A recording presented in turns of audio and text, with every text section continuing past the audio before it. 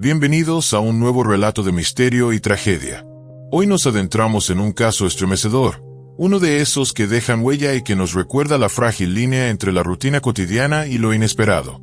Todos hemos escuchado alguna vez sobre personas que desaparecen sin dejar rastro. Carteles en las calles, anuncios en televisión o radio, publicaciones en redes sociales. Los rostros de quienes se han desvanecido forman parte de nuestro entorno. Son hombres, mujeres, niños o ancianos, sin importar edad, condición social o nacionalidad. Las desapariciones no conocen fronteras ni límites. Con frecuencia, los más buscados son los adultos mayores.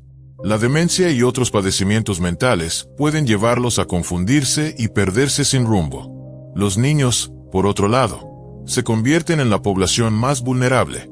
Sus ausencias suelen estar ligadas a secuestros, hechos que sacuden a familias enteras y que marcan a comunidades para siempre.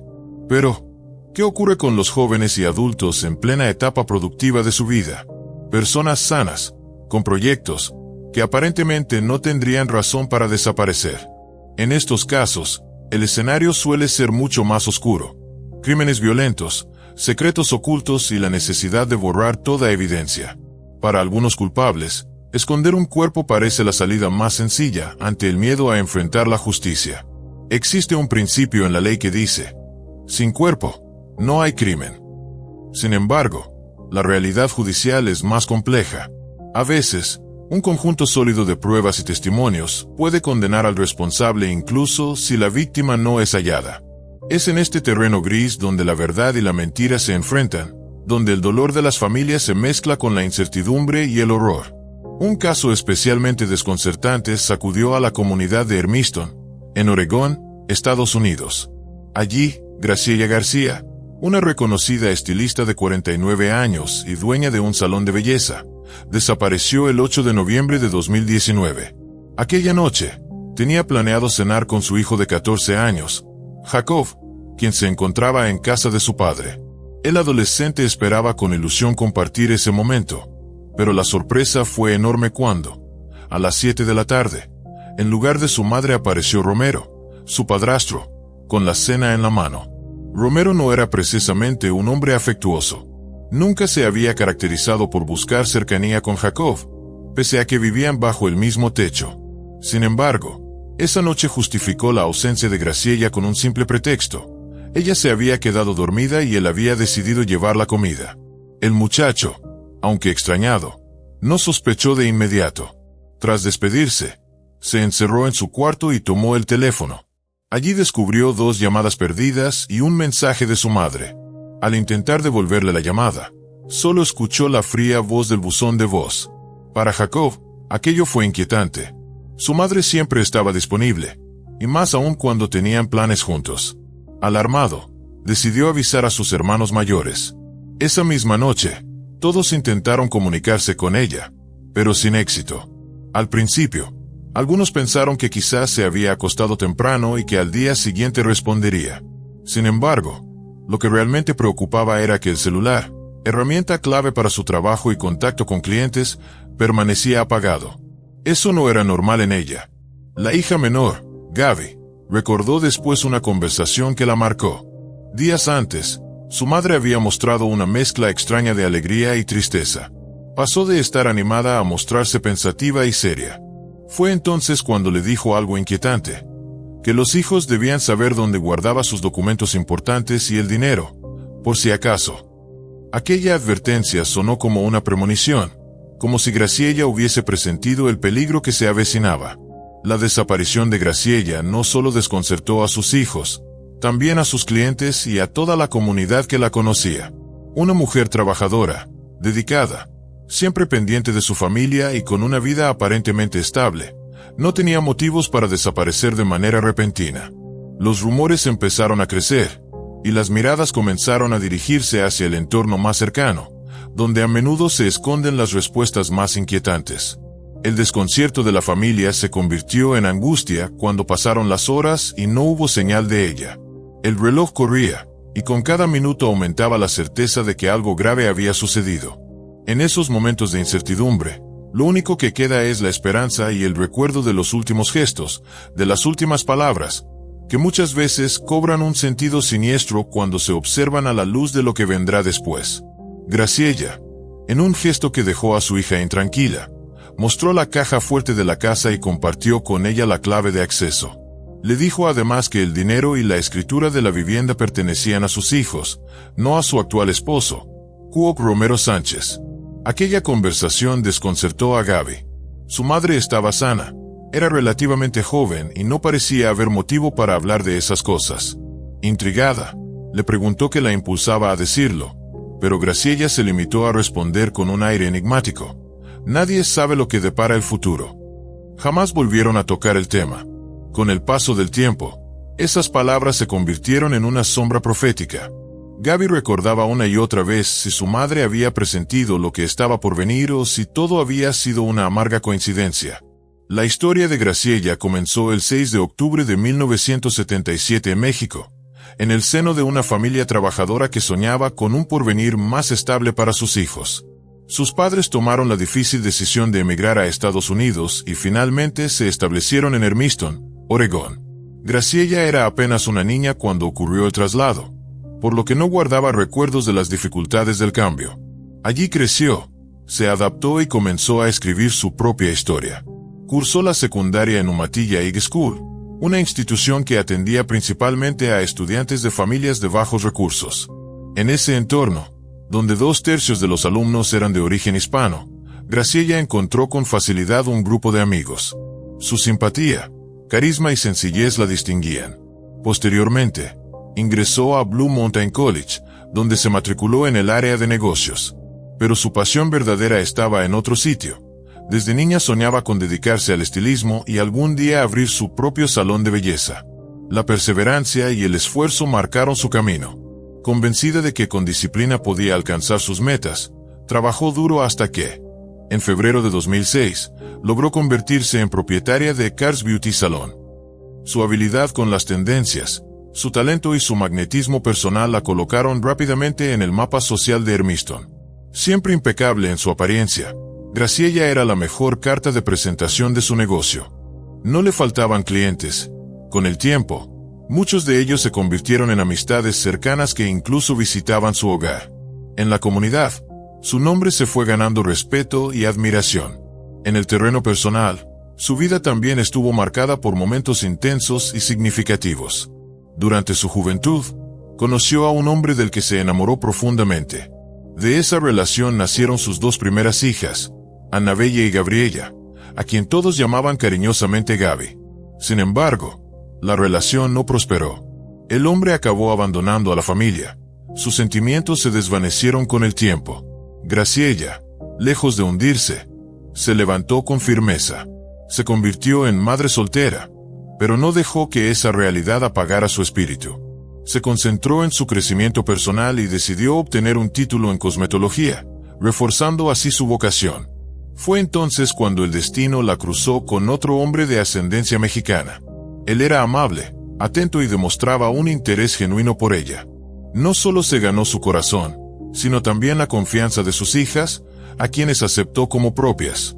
Graciela tomó la decisión de casarse nuevamente, convencida de que aquel vínculo era sincero. Sus hijos recordaban que ella jamás mostró arrepentimiento por esa elección. Al contrario, hablaba con cariño y gratitud de la oportunidad de rehacer su vida con alguien que parecía valorar lo que realmente importaba. El espíritu de Graciela era resiliente. Cada obstáculo lo enfrentaba con determinación y cada golpe de la vida lo transformaba en un peldaño hacia adelante. Su historia no era solo la de una mujer que luchaba por cumplir sus sueños, sino también la de una madre que trabajaba incansablemente por dar a sus hijos la seguridad y el amor que ella consideraba indispensables. Con el tiempo, esa fuerza la convirtió en un pilar dentro de su familia y en un referente de superación en la comunidad. Con el paso del tiempo, la familia creció.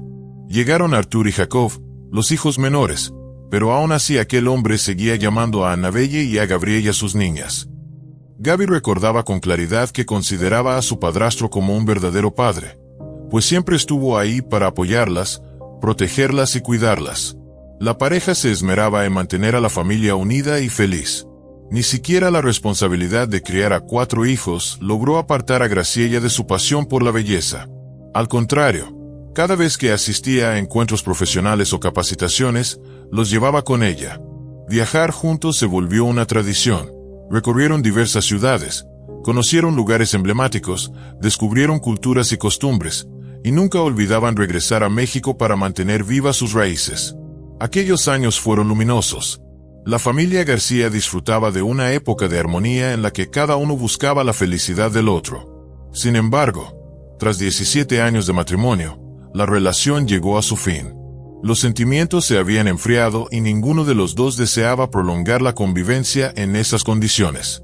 Aún así, lo hicieron con respeto y dignidad, conservando la cercanía que habían construido durante tantos años. Después del divorcio, su comunicación siguió siendo cálida y constante. Él se mantenía presente en la vida de los hijos, compartía momentos con ellos y procuraba que la separación no rompiera el lazo familiar. Graciela compartía la custodia de Jacob, mientras que los demás hijos, ya adultos, vivían aparte pero nunca se alejaban del todo. Celebraban juntos, se llamaban con frecuencia y se apoyaban unos a otros. Graciela atravesó el divorcio con entereza. Su espíritu optimista permanecía intacto y seguía creyendo en sí misma. En gran medida, esto se debía a la forma honorable y respetuosa con que su exesposo manejó la situación.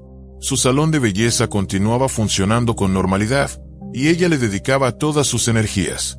Solo los domingos se permitía un descanso, y los compartía rodeada de sus hijos, familiares y amigos cercanos. Ese equilibrio entre trabajo y vida personal era lo que mantenía firme su carácter y le daba fuerzas para seguir adelante. Pero todo cambió la mañana del 9 de noviembre de 2019. Ese día, Annabelle, la hija mayor, recibió una visita inesperada en su casa. Era Romero, el nuevo esposo de Graciela. Su presencia tomó por sorpresa a la joven, que de inmediato percibió algo extraño. Él le contó que su madre había desaparecido. Según su versión, después de dejar la cena con Jacob la noche anterior, había regresado a casa y se había acostado junto a su esposa, que dormía tranquilamente. Pero al despertar a la mañana siguiente, Graciela ya no estaba. Revisó la vivienda sin hallarla. Preocupado, intentó llamarla y enviarle mensajes, sin obtener respuesta. Desesperado, decidió acudir a Annabelle, con la esperanza de que ella supiera algo. Annabelle escuchaba incrédula. El hombre se mostraba desconsolado, con lágrimas en los ojos, y esa actitud la desconcertaba aún más. Romero nunca se había mostrado emotivo ante ellos. Su comportamiento solía ser distante, incluso frío. Verlo llorar la hizo dudar. Para empeorar las cosas, comenzó a insinuar que Graciela había estado actuando de manera extraña en las últimas semanas. Sugirió incluso que podía haber conocido a otra persona o que tal vez necesitaba un respiro en la relación. Lo decía con incertidumbre, como si buscara preparar el terreno para una explicación improbable. El relato de Romero dejaba un sabor amargo. Annabelle, confundida, trataba de asimilar sus palabras mientras la imagen de su madre desaparecida se volvía más inquietante. Aquella supuesta preocupación del hombre no terminaba de encajar con el recuerdo que los hijos tenían de él. Alguien distante, poco afectuoso, incapaz de mostrar vulnerabilidad. Ahora, frente a la desaparición de su esposa, ese mismo hombre lloraba y se mostraba abatido. Era difícil discernir si se trataba de una reacción sincera o de un papel cuidadosamente interpretado. La noticia empezó a encender las alarmas en el resto de la familia.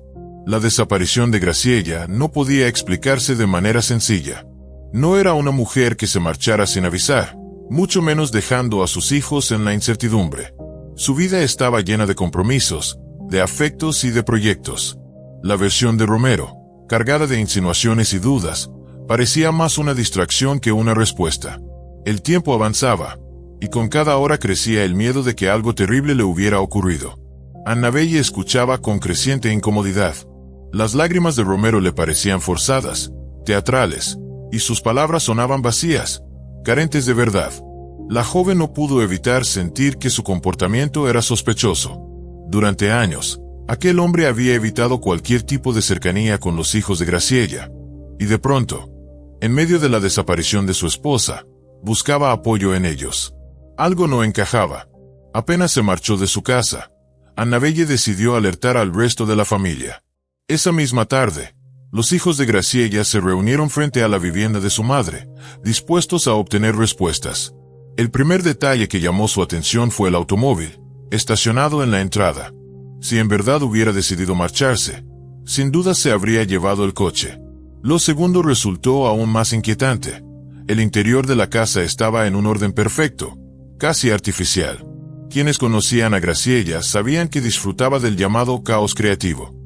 Si tenía que salir, solía dejar sus accesorios esparcidos, pasaba largos minutos frente al espejo escogiendo ropa y nunca olvidaba sus joyas favoritas, aquellas que llevaba cada día. Pero en esta ocasión, todas estaban intactas, como si no las hubiera tocado. El hallazgo inquietó profundamente a sus hijos. Era impensable que hubiera salido sin sus anillos, sus collares o siquiera sus cosas básicas. La idea de que su madre abandonara la casa de ese modo parecía absurda. En su lugar, comenzaban a formarse en sus mentes imágenes perturbadoras, escenarios que los llenaban de miedo. Fue entonces cuando Gaby, recorriendo el lugar, notó algo fuera de lugar, un enorme cobertor dentro de la lavadora.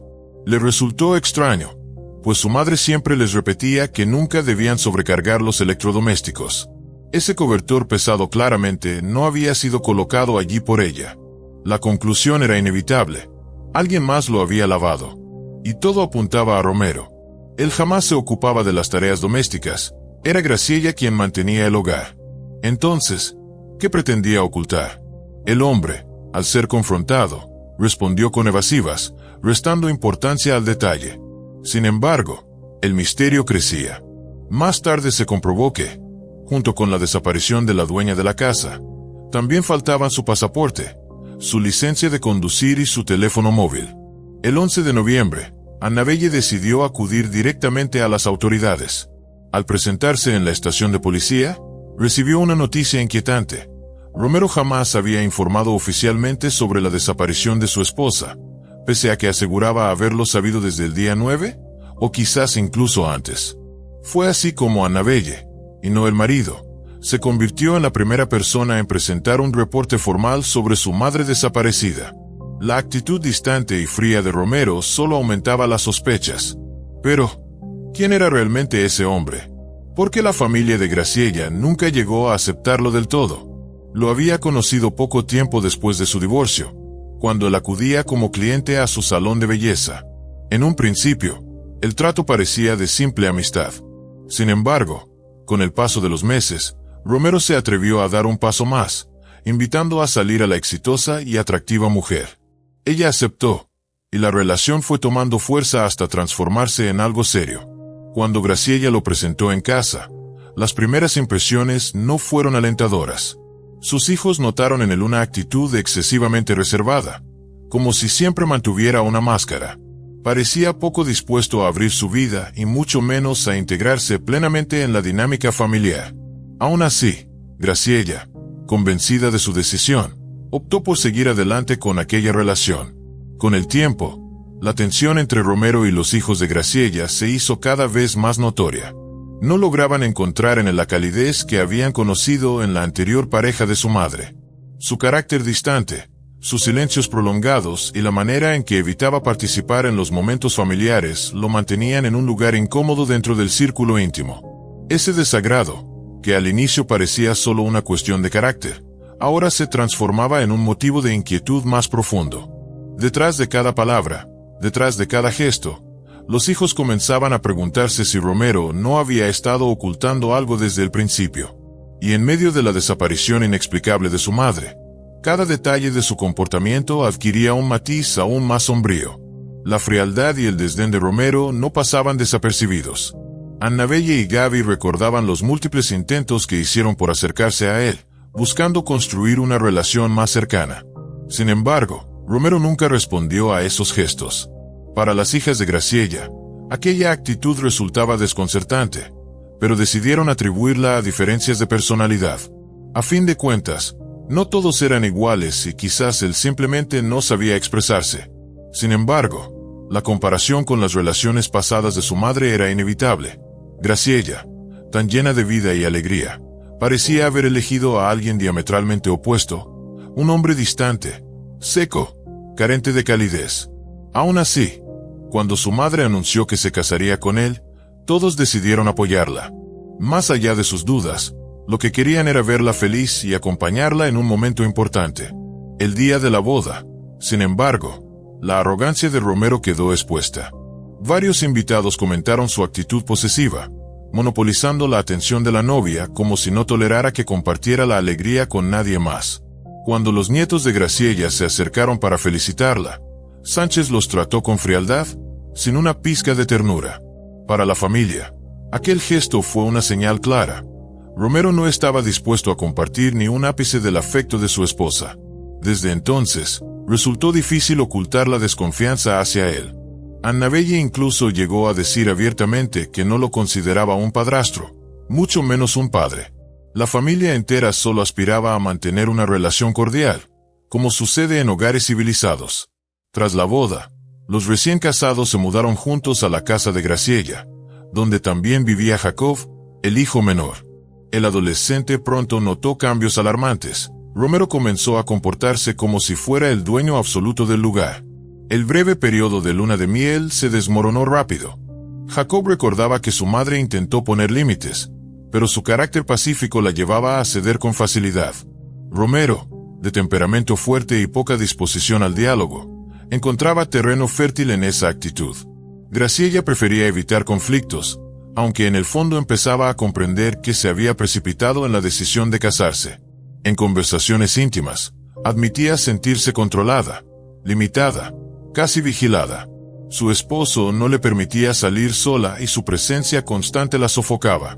Aún así, nunca habló de abandonarlo. Parecía convencida de que aún lo amaba, pese a las señales de un vínculo nocivo. Con el tiempo, todos alrededor entendieron que Graciella se había atado al hombre equivocado. La situación se agravaba por otro detalle humillante. Romero no tenía empleo estable y vivía prácticamente a costa de ella.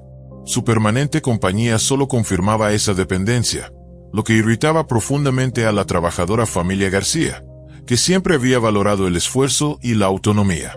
Romero era un manipulador hábil. No solo la acompañaba a todas partes, también revisaba sus mensajes y buscaba interferir en sus amistades. Si ella intentaba reunirse con alguna amiga, él lo impedía o aparecía de forma inesperada, como si quisiera ponerla a prueba. Sus celos resultaban enfermizos, una carga constante que poco a poco fue aislando a Graciella del mundo exterior. Avergonzada por el comportamiento de su esposo, fue reduciendo su círculo social hasta limitarse casi por completo a su familia.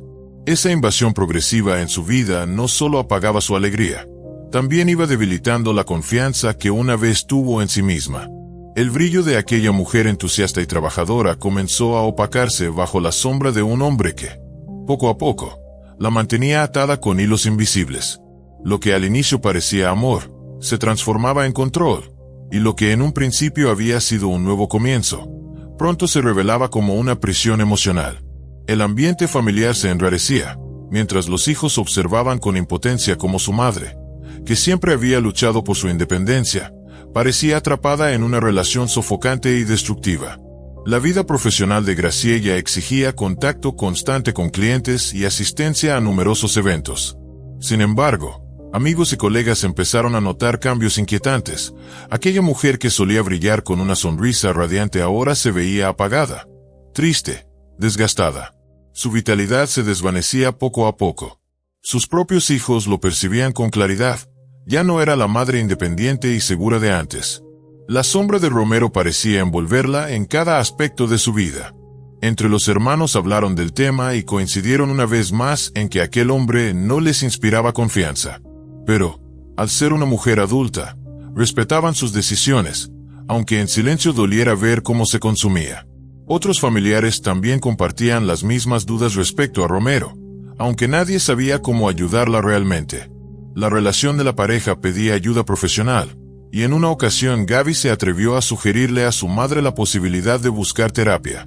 Graciella, con un gesto evasivo, respondió que sabría manejar sola su vida personal. Sus palabras cerraron la conversación, pero dejaron en Gaby una sensación de impotencia y preocupación. En 2018 llegó un anuncio inesperado. Graciella comunicó que trasladaría su salón de belleza a su casa, argumentando que le resultaba más conveniente. La familia recibió la noticia con escepticismo. En 12 años de trabajo jamás había mencionado esa posibilidad. Con el tiempo, algunos clientes comentaron que Romero solía rondar el salón con demasiada frecuencia, generando tensión en un ambiente que antes era cálido y acogedor. Había quienes pensaban que la decisión no había nacido de ella, sino de la insistencia de un esposo celoso que quería tenerla bajo control. Aún así, Graciela trató de mantener su entusiasmo. Decía que el cambio le permitiría estar más cerca de Jacob y de Romero. Para finales de ese año comenzaron a remodelar una habitación de la casa para convertirla en salón, pero las obras se prolongaron más de lo previsto y no fue hasta mayo de 2019 cuando quedó lista. A pesar de la larga espera, la reputación de Graciela permaneció intacta. Incluso antes de reabrir, ya tenía lista de clientes asegurada para meses, incluidas nuevas visitas atraídas por el rumor de su regreso. Esa confianza renovada la hacía sonreír en el terreno laboral, pero en lo personal su silencio se volvía cada vez más notorio. Un episodio inquietante reforzó las sospechas de su familia. Una tarde, Graciela llamó a Gaby para pedirle que pasara por ella. La joven respondió que tardaría un poco, pues estaba lejos, pero la insistencia de su madre resultó extraña, casi desesperada.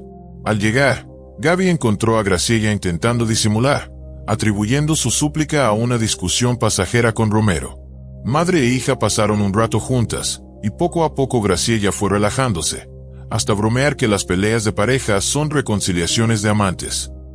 Sin embargo, Gaby no quedó tranquila. Aquel llamado había sonado como una señal de auxilio, aunque disfrazado de normalidad.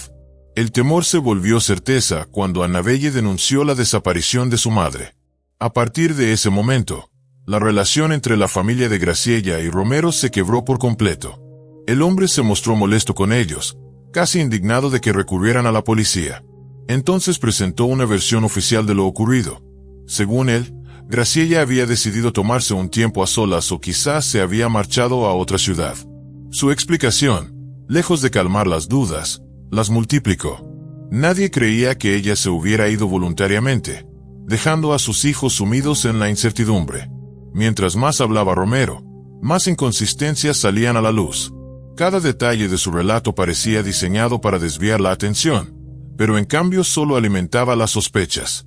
La mujer que tanto amaba su trabajo, sus hijos y su vida cotidiana no se esfumaba sin razón. El silencio alrededor de su desaparición no hacía más que profundizar la angustia de una familia que, desesperada, exigía respuestas. Romero respondía con evasivas a quienes le pedían claridad. Aseguraba que Graciela aparecería tarde o temprano, como si nada hubiera pasado. Sin embargo, el reporte oficial presentado por Annabelle no pasó inadvertido. La policía abrió una investigación sin descartar la posibilidad de que la mujer hubiera sido víctima de un crimen. La primera revisión se llevó a cabo en la casa familiar, donde los agentes confirmaron lo que los hijos ya habían dicho. Únicamente faltaban algunos objetos personales. Nada más parecía fuera de lugar, lo cual hacía la situación aún más desconcertante. Los investigadores interrogaron a los hijos, al esposo, al exmarido y a otros allegados. Ninguno aportó información clave, aunque la mayoría coincidía en algo. La conducta de Romero despertaba dudas. Aún así, él cooperó con los detectives, autorizó registros en la vivienda, entregó muestras de ADN y hasta se sometió a la prueba del polígrafo. Como no había pruebas directas en su contra, no existían fundamentos legales para detenerlo. El caso seguía abierto. El análisis de los registros telefónicos arrojó un dato crucial. El último rastro del celular de Graciela se localizó el 9 de noviembre, a las 12:30 del día, cerca de un puente en el estado de Washington. Después, el teléfono fue apagado. Sus cuentas bancarias no habían tenido movimiento alguno, tampoco sus redes sociales. Era como si la tierra se la hubiera tragado. Los investigadores entrevistaron a cientos de testigos y revisaron cada sitio que solía frecuentar, pero no hubo resultados. La desaparición fue catalogada como sospechosa. 4 meses después, la policía de Hermiston emitió un comunicado público. No había información confirmada sobre el último paradero de Graciela. A pesar de que Romero nunca había reportado su desaparición, no existían acusaciones formales en su contra. Esa postura enfureció a la familia de la mujer, que sentía que el caso se estaba enfriando. Al inicio, La comunicación con los agentes era frecuente, pero poco a poco las actualizaciones semanales se interrumpieron. Llegó un punto en que los propios hijos tenían que llamar al departamento para saber si había algún avance. A marzo de 2020, el caso seguía estancado. Para empeorar las cosas, la pandemia de COVID-19 ralentizó todos los procesos. Fue entonces cuando la familia decidió acudir a los medios de comunicación para captar la atención pública y buscar ayuda. Estaban convencidos de que incluso el detalle más mínimo podía resultar decisivo.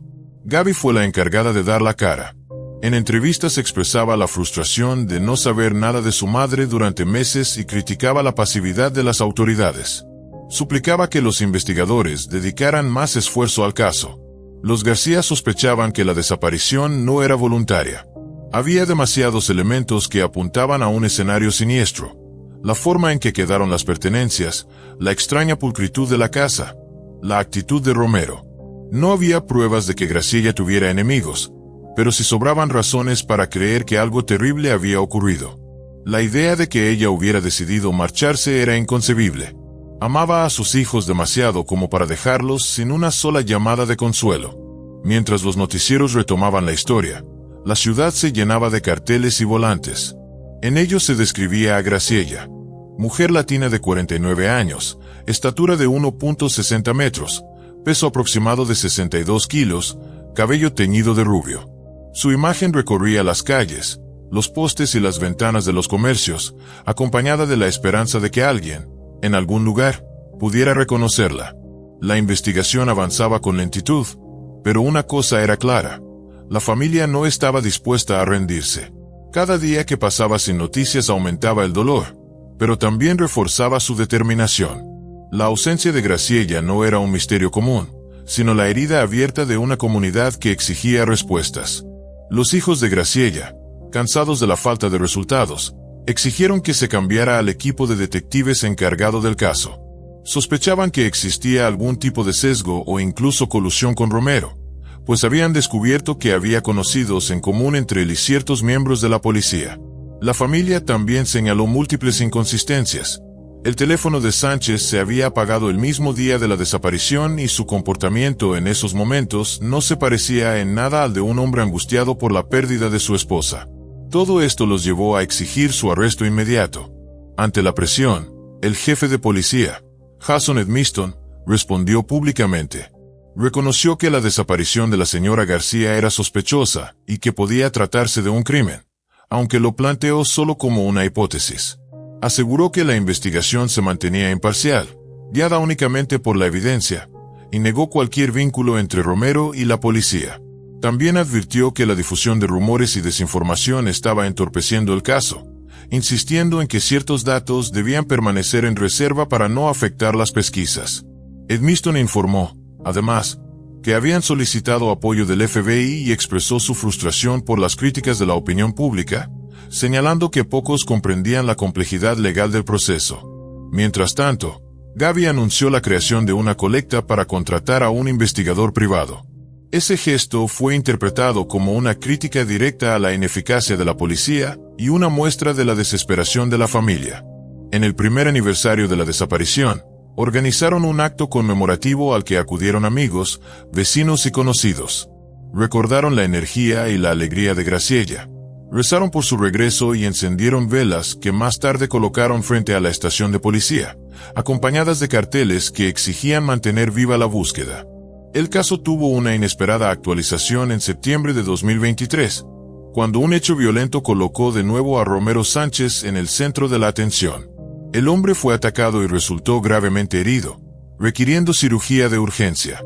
Los rumores señalaban que el responsable podía haber sido Mason García, hermano de Graciela, quien supuestamente habría disparado varias veces contra el esposo de la desaparecida. Sin embargo, los medios no revelaron detalles sobre las circunstancias ni sobre posibles consecuencias legales para Mason.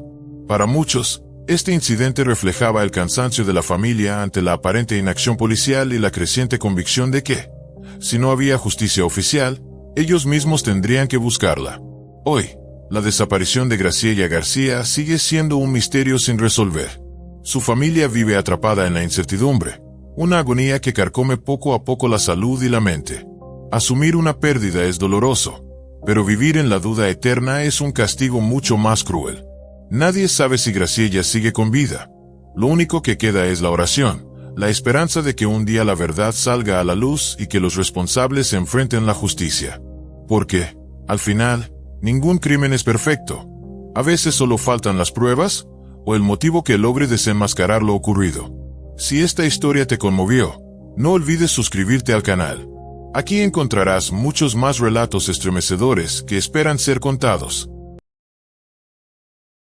Hoy nos adentramos en un caso que, sin exagerar, hiela la sangre. Si quieren apoyar este espacio, no olviden suscribirse y mantenerse activos. De verdad, eso hace una gran diferencia. Y ahora sí, comencemos. En el mundo del derecho penal, no es raro que una persona acusada de un crimen grave termine retractándose de una confesión previa. Muchos aseguran que fueron presionados psicológicamente o incluso agredidos físicamente durante el interrogatorio. Y claro, siempre cabe la posibilidad de que alguien que enfrenta cargos severos intente manipular la verdad para reducir su responsabilidad o evitar el castigo. Pero, ¿cómo distinguimos entre una mentira desesperada y una confesión arrancada bajo amenaza o violencia? ¿Qué pasa cuando esa persona ya fue condenada y está cumpliendo una larga sentencia por algo que, tal vez, fue forzada a admitir? Uno de los casos más controversiales y complejos del sistema legal en Illinois tiene como protagonista a una joven llamada Melissa Kalasinski, quien trabajaba en una guardería. En el año 2009, apenas unas semanas después de haber comenzado su nuevo empleo, Melissa fue acusada de provocar heridas fatales a un niño de apenas 16 meses de edad. Tras un interrogatorio largo, tenso e implacable, Melissa confesó haber causado el daño. Pero poco después, se retractó. Afirmó que la habían presionado, que la habían quebrado. Desde el inicio, el caso estuvo plagado de inconsistencias, detalles extraños y pruebas dudosas. Aún así, Melissa fue rápidamente declarada culpable y condenada a una larga pena de prisión. Y durante más de 15 años, ha luchado incansablemente para revocar ese veredicto y demostrar su inocencia. Numerosos investigadores, jueces y abogados han pasado por el caso. Pero cada vez que surgía nueva evidencia que sugería que Melissa podría no ser culpable, surgían voces y argumentos que insistían en mantenerla tras las rejas. Melissa Hannah Kalasinski nació el 14 de noviembre de 1986 en un suburbio tranquilo de Chicago, Illinois. Era la menor de 5 hermanos, criados por Cheryl y Paul Kalasinski. La familia vivía unida, basada en el respeto y el apoyo mutuo. Su hogar estaba ubicado en una granja a las afueras de la ciudad, rodeado de naturaleza y silencio. Desde pequeñas, todas y todos en la casa aprendieron a colaborar y asumir responsabilidades. Crystal, su hermana mayor, la describe como una niña dócil, noble y muy cercana a su madre. Melissa siempre fue abierta, cariñosa, confiada, veía lo bueno en los demás. Pero esa misma inocencia la convirtió, muchas veces, en blanco fácil para la crueldad. Al comenzar la escuela, Melissa batalló para adaptarse. No sabía cómo socializar, le costaba trabajo expresar sus emociones y conectar con otros niños. Era diferente, y sus compañeros se lo hicieron saber. Fue víctima de burlas constantes. Aunque sus hermanos intentaban protegerla, no podían estar con ella todo el tiempo. Muchas veces, Melissa regresaba a casa entre lágrimas, sin entender por qué nadie quería ser su amigo ni por qué cada día surgía un nuevo apodo hiriente. Y a pesar de tanto rechazo, nunca se volvió amarga. Conservó su bondad, su esperanza y sus deseos de conectar con los demás. Esa dificultad para socializar la acompañó hasta la preparatoria. Nunca logró formar amistades duraderas. Su único refugio era su familia, donde siempre se sintió aceptada. Ya en la adolescencia, Melissa descubrió su vocación. Quería trabajar con niños pequeños. Ellos sí lograban ver la ternura en su corazón. Ella misma soñaba con tener una familia numerosa, como la suya. Sus padres eran su modelo a seguir, y deseaba seguir su ejemplo. Al graduarse, se inscribió en un programa de certificación docente con enfoque en psicología infantil y educación temprana. Para 2008, ya contaba con la licencia necesaria para trabajar en guarderías y preescolares. En diciembre de ese año, con 22 años, Melissa solicitó trabajo en una guardería ubicada en Lincoln City, un pequeño pueblo a las afueras de Chicago. Durante la entrevista, dejó una excelente impresión. Aunque no tenía experiencia práctica, fue contratada como asistente de maestra con posibilidades de crecer. Inició labores en enero de 2009. Desde el primer día, se ganó a todos. Era amable, atenta, tranquila, responsable. Los niños la adoraban. Nada parecía fuera de lugar, al menos durante las primeras 2 semanas. En su grupo de cuidado estaban 4 hermanos de la familia Kingan.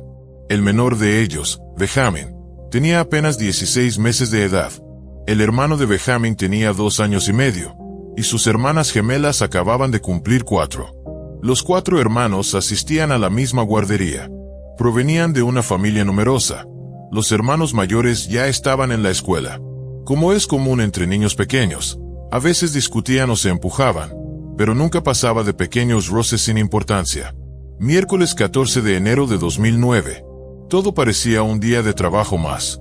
Melissa llegó puntual a su turno, realizó sus tareas como de costumbre y no notó nada fuera de lo normal. El pequeño Benjamin, como siempre, se mostraba tranquilo, curioso, juguetón. Al ser el más chiquito del grupo, recibía atenciones adicionales por parte del personal. Era completamente natural.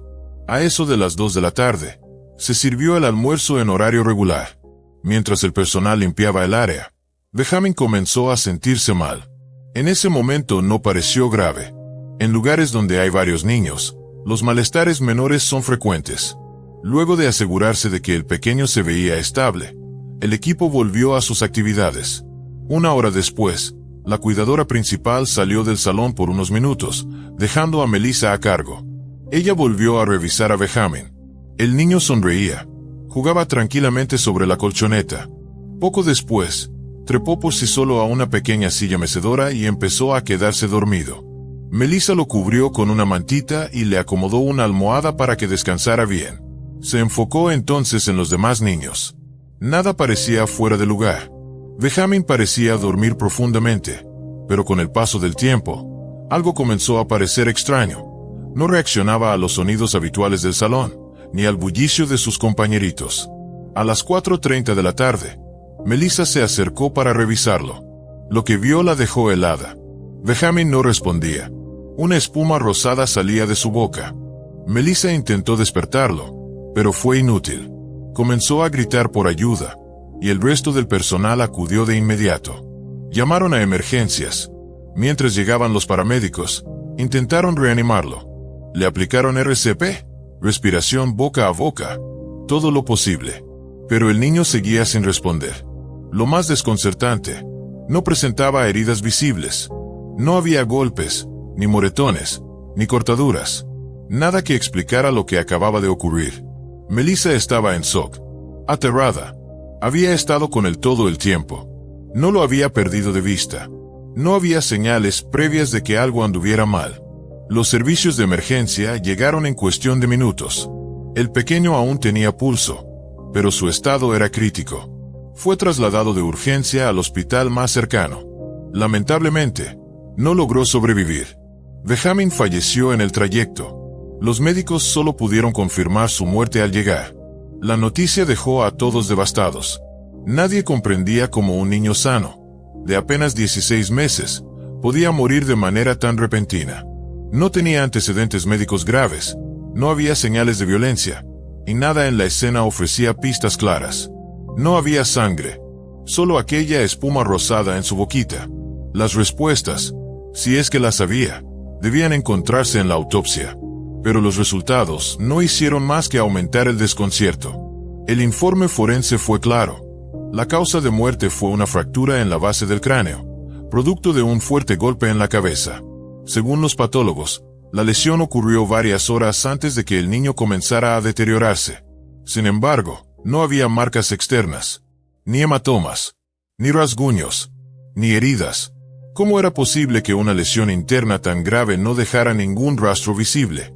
La hemorragia cerebral había sido masiva. El daño, letal.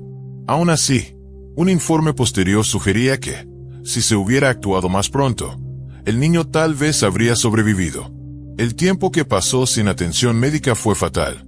Ese periodo en que todos creían que dormía plácidamente marcó un antes y un después en su destino. Y entonces surgieron las preguntas urgentes. ¿Por qué se tardaron tanto en pedir ayuda?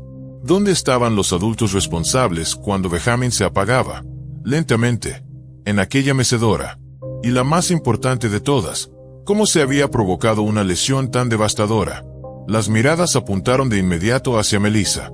Había sido la única adulta presente en el aula después del almuerzo, cuando la cuidadora principal se ausentó unos minutos.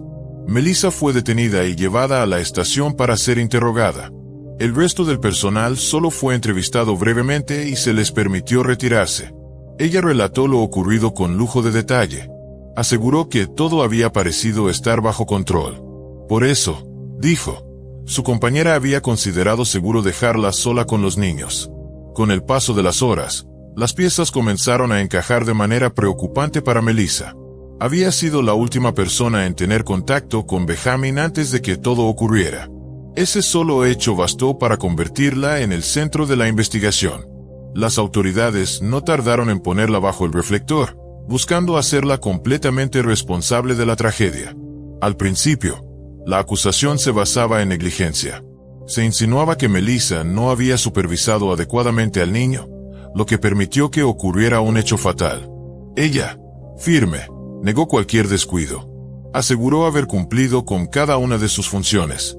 Pero mientras más intentaba explicarse, más dudas despertaban sus respuestas. Como ya se mencionó, Melissa siempre había tenido dificultades para expresar sus ideas con claridad. Tartamudeaba, se trababa, cometía errores al hablar, y eso solo alimentó las sospechas de los investigadores. En un momento dado, incluso especuló que tal vez uno de los hermanos de Benjamin lo había empujado, accidental o intencionalmente. Después de todo, los niños solían pelearse o forcejear entre ellos. Pero para los detectives, no había margen de duda. Desde el primer momento, estaban convencidos de que la única culpable era Melissa. Apenas llevaba 2 semanas trabajando en la guardería. Era su primer empleo. Aunque sus compañeros la describían como amable y responsable, también admitieron que apenas la estaban conociendo. Lo que vino después fue un interrogatorio maratónico que duró casi 10 horas. Durante ese tiempo, Melissa solo tuvo pausas breves para ir al baño. Le dieron muy poca agua. Estaba aterrada, agotada física y mentalmente. Eventualmente, se quebró. En ese estado, Melissa aceptó firmar una confesión. En ella, afirmaba haber arrojado a Benjamin contra el suelo, lo que pudo haberle causado la lesión en la cabeza que lo llevó a la muerte. Luego, los agentes le pidieron que relatara el hecho frente a una cámara. Incluso le entregaron un muñeco para que recreara el supuesto movimiento.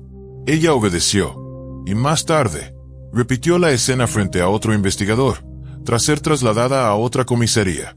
Ese documento firmado, junto con los videos del interrogatorio y la demostración grabada, se convirtieron en las pruebas clave que la fiscalía usaría en su contra durante el juicio. Una vez que Melissa Kalasinski firmó la confesión, el rumbo del caso cambió por completo. Lo que en un principio se consideraba un accidente trágico por negligencia profesional, fue reclasificado como homicidio en primer grado. Ese mismo día, se presentaron cargos formales en su contra. Fue arrestada y puesta bajo custodia, sin derecho a fianza. Pero ese mismo día, ocurrió algo inesperado. Melissa se retractó. Aseguró que la confesión había sido forzada, que la habían sometido a una presión psicológica insoportable, que le dijeron que no podría irse hasta firmar, que no tenía otra salida. Reiteró una y otra vez que nunca lastimó a Benjamin, que jamás lo golpeó, lo empujó, ni le hizo daño alguno. Dijo que ella también había sido víctima, esta vez, del sistema. Sin embargo, sus palabras fueron ignoradas. La maquinaria judicial ya estaba en marcha, y nadie parecía dispuesto a detenerla. Cuando la familia Kalasinski se enteró de los cargos que enfrentaba Melissa, no lo podían creer. Sus padres y hermanos corrieron a la estación de policía convencidos de que debía tratarse de una equivocación. Todos coincidían en lo mismo. Melissa era incapaz de hacerle daño a nadie. Jamás había mostrado un solo rasgo de agresividad. Era dulce, compasiva, y siempre se había preocupado por los demás. Al principio, pensaron que todo se aclararía pronto y que ella saldría libre. pero rápidamente comprendieron que la situación era mucho más grave. La familia del pequeño Benjamin exigía justicia. Querían ver a alguien tras las rejas, y con la confesión en video y las declaraciones grabadas, el caso parecía imparable. Los Kalasinski comenzaron la búsqueda de un abogado experimentado que aceptara defenderla. El defensor público asignado no les daba confianza, pero los expertos legales eran costosos. Para poder pagar la defensa de su hija, tuvieron que vender parte de sus propiedades. Pasaron meses revisando cada fragmento del expediente. Transcripciones, grabaciones, horas de interrogatorios, recreaciones en video, todo. Y mientras tanto, Melissa no se movía de su postura. Era inocente. Su confesión, decía, fue producto de la coerción. Aún así, la fiscalía ya tenía suficientes elementos para solicitar una condena de por vida. El juicio de Melissa comenzó en noviembre de 2011. Como se anticipaba, el argumento principal de la fiscalía giró en torno a la confesión grabada. En el video, Melissa afirmaba que ese día los niños estaban particularmente inquietos, ruidosos, difíciles. Decía que al quedarse sola con ellos, se sintió rebasada, sobrepasada, y que en un momento de frustración levantó a Benjamin y lo arrojó contra el suelo. Al darse cuenta de la gravedad de lo que había hecho, lo colocó en la mecedora, lo cubrió con una manta, y esperó lo mejor. No pidió ayuda hasta que fue evidente que Benjamin ya no reaccionaba y la espuma rosada brotaba de su boca. Durante el juicio, la defensa de Melissa trató de desmantelar por completo el valor de la confesión en video. El abogado alegó que sus palabras no eran más que el resultado de una presión psicológica aplastante, amenazas veladas y una manipulación emocional constante. Insistió en que Melissa había dicho cosas que no eran ciertas solo para escapar de un interrogatorio brutal e incesante. El médico forense que practicó la autopsia respaldó la versión de la fiscalía. El niño había muerto por una lesión cerebral traumática sufrida apenas unas horas antes de perder el conocimiento. Pero la defensa presentó a un perito forense independiente con una opinión muy distinta. Este especialista afirmó que la lesión visible en los escaneos parecía antigua, y pudo haber ocurrido meses antes del incidente. Eso explicaría, según él, la ausencia de moretones o señales externas de trauma.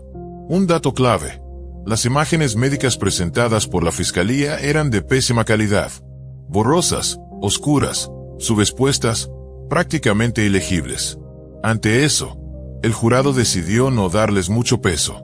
En cambio, centraron toda su atención en la confesión firmada y los videos del interrogatorio. El 30 de noviembre de 2011, tras unas 7 horas de deliberación, el jurado emitió su veredicto. Melissa Kalasinski fue declarada culpable por unanimidad. Sin embargo, en lugar de la cadena perpetua que pedía la fiscalía, fue sentenciada a 31 años de prisión sin posibilidad de libertad condicional anticipada. Pero ni Melissa ni su familia estaban dispuestos a rendirse. Su abogado defensor volvió a revisar los testimonios del personal de la guardería, y ahí encontró una revelación impactante.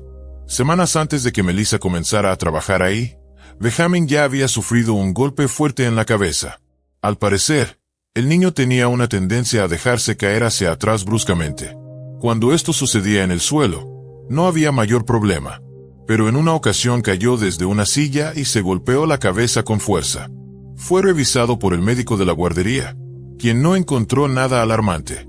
Sin embargo, durante varios días después, Benjamin vomitaba tras comer. Los síntomas desaparecieron con el tiempo. Sorprendentemente, este incidente nunca fue mencionado en el juicio. No apareció en los informes, ni en los interrogatorios. Melissa, que apenas llevaba 2 semanas trabajando en el lugar, no tenía forma de saber nada sobre eso ni sobre los antecedentes médicos del niño. Aún más revelador, en noviembre, semanas antes del fatal desenlace, la madre de Benjamin lo había llevado al hospital para que lo revisaran por un posible golpe en la cabeza.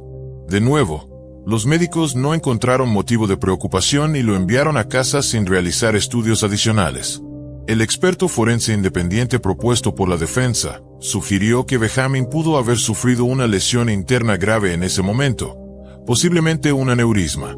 Esa condición pudo haberse mantenido silenciosa durante meses, hasta que un leve golpe, o incluso sin causa aparente, desencadenó una hemorragia fatal. Las imágenes del cráneo que se mostraron en la corte eran tan deficientes que resultaba casi imposible identificar la supuesta fractura en la base del cráneo mencionada en el informe oficial. El perito de la fiscalía afirmó haberla detectado manualmente durante la autopsia, pero otro especialista advirtió que, a los 16 meses, los huesos del cráneo de un bebé aún no están completamente fusionados. Lo que se interpretó como una fractura pudo haber sido en realidad una sutura anatómica normal. Lamentablemente, ninguna de estas explicaciones alternativas fue tomada en cuenta durante el juicio. En 2012, el abogado defensor de Melissa, con el respaldo de 2 expertos médicos independientes, intentó apelar la condena. El argumento central era claro: Benjamin ya estaba lesionado desde antes, y el desenlace fue el resultado de una condición previa que evolucionó sin que nadie, ni siquiera Melissa, lo supiera. Pero a pesar del respaldo científico y la lógica detrás de la teoría, la Corte no lo consideró suficiente y ratificó la condena. En 2014, se presentó una apelación similar, pero nuevamente, las declaraciones de los testigos y los informes de los expertos fueron ignorados. Fue hasta 2016 que el caso atrajo la atención de una figura reconocida, Kathleen Zellner, una abogada de alto perfil especializada en casos de condenas erróneas. Al escuchar la historia de Melissa, Zellner quedó intrigada. De inmediato, comenzó a revisar el material original del interrogatorio y las grabaciones de la recreación de los hechos. Lo que encontró la dejó profundamente preocupada. Las grabaciones mostraban a una Melissa completamente agotada, deshecha por las interminables horas de interrogatorio. Y lo más grave, las preguntas que le hacían eran sugerentes, formuladas de manera que prácticamente incluían la respuesta que los investigadores querían escuchar. Durante el interrogatorio, Melissa fue bombardeada con términos legales que claramente no comprendía.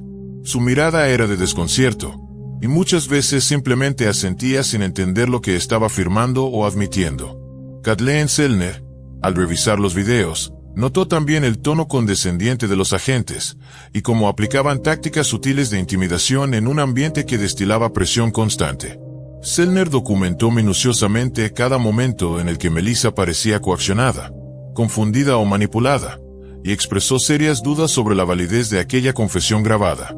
A petición de la abogada, Melissa fue sometida a una evaluación psicológica. Los resultados arrojaron un diagnóstico claro. Melissa presentaba un funcionamiento intelectual limítrofe, clasificado como una discapacidad cognitiva leve. Aunque esto no la descalificaba para trabajar con niños, sí la convertía en una persona altamente sugestionable y extremadamente vulnerable a la presión. En otras palabras, era el perfil ideal para una confesión inducida. Todos estos hallazgos fueron presentados como parte de una apelación formal. Pero pese a la evidencia de violaciones al debido proceso y dudas legítimas sobre la fiabilidad de la confesión, la apelación fue rechazada. A estas alturas, el caso ya no parecía una búsqueda de justicia. Todo apuntaba a un encubrimiento. No había, aparentemente, ninguna intención real de reconsiderar la liberación de Melissa. Los intentos por revocar su condena continuaron en 2016 y 2019, sin éxito. Melissa seguía tras las rejas. Pero en 2022, un rayo de esperanza emergió.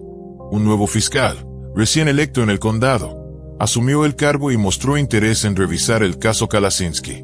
Al revisar los archivos, ordenó una reevaluación de las imágenes médicas de Benjamin utilizando tecnología forense digital avanzada. El laboratorio forense llegó a una conclusión alarmante. Alguien había manipulado intencionalmente los escaneos médicos originales. Las imágenes habían sido oscurecidas y distorsionadas con software especializado, dejándolas prácticamente ilegibles. Ya se había comentado antes que las imágenes eran inusualmente borrosas, pero ahora había evidencia técnica de que esa distorsión fue deliberada. En su momento, se le sugirió al abogado defensor de Melissa que ajustara el brillo de las imágenes por su cuenta para verlas mejor, pero se negó, sabiendo que cualquier alteración podría ser considerada manipulación de evidencia. En mayo de 2024, el nuevo equipo legal de Melissa presentó una solicitud formal de clemencia ante el gobernador del estado. La audiencia fue programada para julio de ese mismo año. Pero, semanas antes de la fecha prevista, ocurrió algo totalmente inesperado. El nuevo fiscal visitó en privado a la familia Kingan. Se reunió personalmente con los padres de Benjamin. Lo que se dijo en esa conversación jamás se ha revelado. Pero poco después, el fiscal presentó una declaración por escrito dirigida tanto al juez como al gobernador, afirmando que ya no apoyaba la reconsideración del caso de Melissa Kalasinski. Dijo que ahora estaba convencido de su culpabilidad. Se negó a dar entrevistas y no emitió más comentarios públicos. El silencio fue absoluto. Hasta la primavera de 2025, Melissa Kalasinski sigue en prisión, cumpliendo la sentencia dictada en su contra en 2011.